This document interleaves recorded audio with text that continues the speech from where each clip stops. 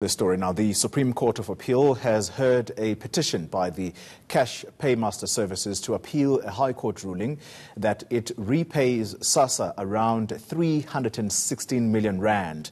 Now, Corruption Watch took both CPS and SASSA to court in March of 2015 following the payment. It argues it wasn't necessary as the payment was for the purpose of re-registration of beneficiaries of social grants, a process already catered for. Well, for more on this, we're joined by David Lewis from Corruption Watch, who joins us via Skype here in Johannesburg. David, good morning to you. So what are you anticipating from the courts? Well, I never like to second-guess court judgments, but, you know, our view is that the hearing went well yesterday, and I'm reasonably confident that the appeal is going to be turned down.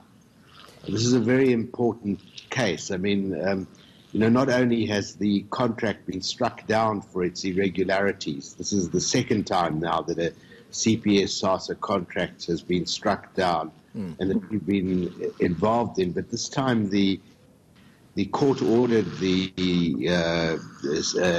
CPS to pay SASSA back the money that it had already received. That's 316 million rand plus a bucket load full of interest. I mean, it should probably come to something closer to 500 million rand by the time this is all over. You argue that there was no contractual agreement around the payment of this money to SASSA, to CPS by SASSA.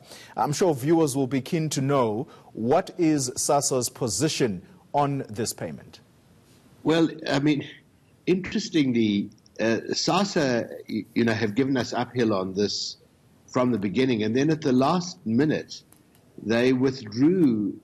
You know, even at the High Court stage, they withdrew their opposition to our application, leaving CPS to carry the can.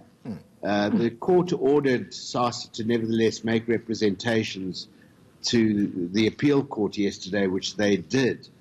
But you know, SASSA, you know, Collie, we're as an administrative, as an NGO, we don't have criminal jurisdiction. So both when we were instrumental in having the original contract, the 10 billion rand contract struck down, and now this 317 million rand contract struck down, we could only go to the court on the basis of the gross administrative irregularities that there were in the awarding of this and the payment of this money.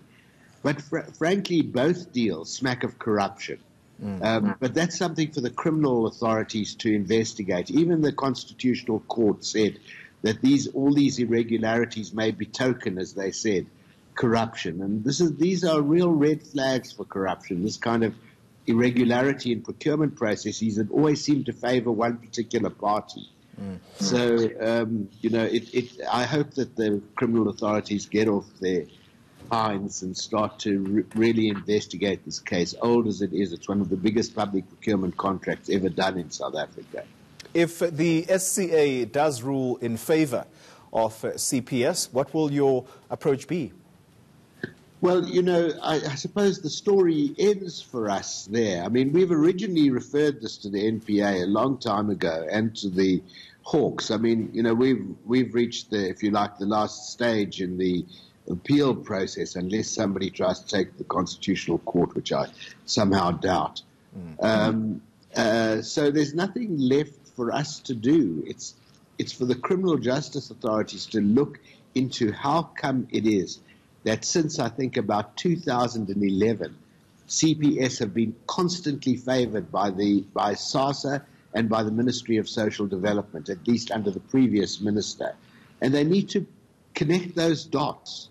You know, why is it that CPS have benefited all the time from poor SASSA, irregular, grossly irregular, unlawful SASSA decisions? What is the connection between the two? That's the question that has to be asked. But we don't have the jurisdiction or the capacity to follow that sort of prima facie evidence. You know, you need to have access to bank accounts and the sort of things that the law enforcement authorities have access to. But I'm convinced that this is one of the most egregious cases of corruption that nearly disrupted the entire social security payment system, as you will remember, and it's still not so stable. So I think there really needs to be further work done on this. We'll exert whatever pressure we can do, but ultimately it's now a decision for the Hawks and the NPA. David Lewis, thank you very much for making the time to speak to us this morning. He is the director at Corruption Watch.